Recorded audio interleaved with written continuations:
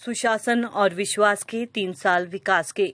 शिक्षा मंत्री गोविंद सिंह ठाकुर ने कहा कि भाजपा की सरकार 27 दिसंबर 2017 को प्रदेश में सत्ता में आई थी और जयराम के सत्तासीन होते ही नेतृत्व परिवर्तन हुआ। युवा मुख्यमंत्री के हाथों में प्रदेश की बागडोर दी गई, जिससे ये 3 साल विकास के पथ पर अविस्मरणीय रहे हैं। 27 दिसंबर को 3 साल का कार्यक्रम वर्चुअल माध्यम से होगा, जिसमें भाजपा के राष्ट्रीय अध्यक्ष जगत प्रकाश नड्डा और राजनाथ सिंह भाग लेंगे।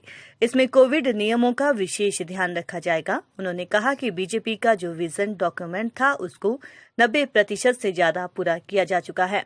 सरकार ने जिसमें वृद्धा पेंशन, जनमंच जैसे महत्वपूर्ण निर्णय लिए। उन्होंने बताया कि गृहिणी सुविधा योजना के तहत 2,78,000 महिलाओं को गैस कनेक्शन दिया गया है, जिससे हिमाचल धुआं मुक्त प्रदेश बन गया है। हिमकेयर योजना के तहत प्रदेश के गरीब लोगों को इलाज की सुविधा दी गई। प्रदेश में इन्वेस्टर मीट करवाई गई है, जो सरकार की सबसे बड़ी उपलब्धि रही है।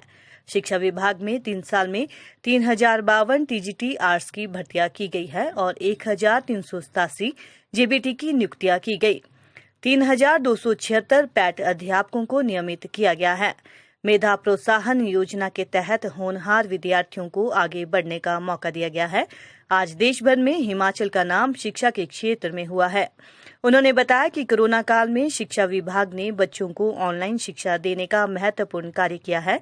उन्होंने कहा कि निजी स्कूलों की मनमानी को रोकने के लिए जिलाधीशों की अध्यक्षता में समिति बनाई जाएगी, जिससे निजी स्कूलों की मनमानी पर रोक लगेगी। सरकार निर्णय लेती है और दम से लेती है।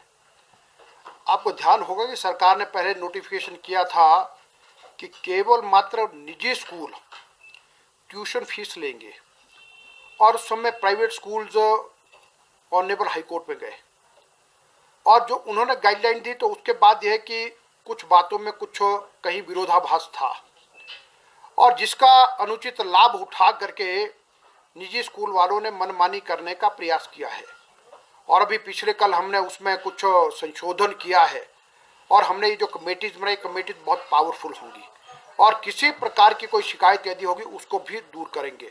और अभी हमारा सीधा एक ही बात के लिए निर्देश है कि सभी के सभी स्कूल अभी केवल मात्र ट्यूशन फीस लेंगे, और यदि कोई शिकायत आएगी तो उस पर हम कार्रवाई भी करेंगे।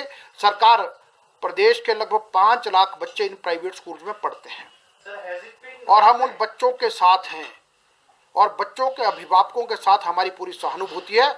और इसलिए है कि उसमें हमारी, और फिर दूसरा एक जो आपने कहा कि हमको इसका स्थायी समाधान भी करना है, क्योंकि आज तक पहले जो 1997 से लेकर जो हमारा एक्ट था, उसमें कोई इस प्रकार का इन पर फीस इत्यादि स्ट्रक्चर पर अंकुश लगाने के संबंध में कोई भी ऐसा नियम नहीं था।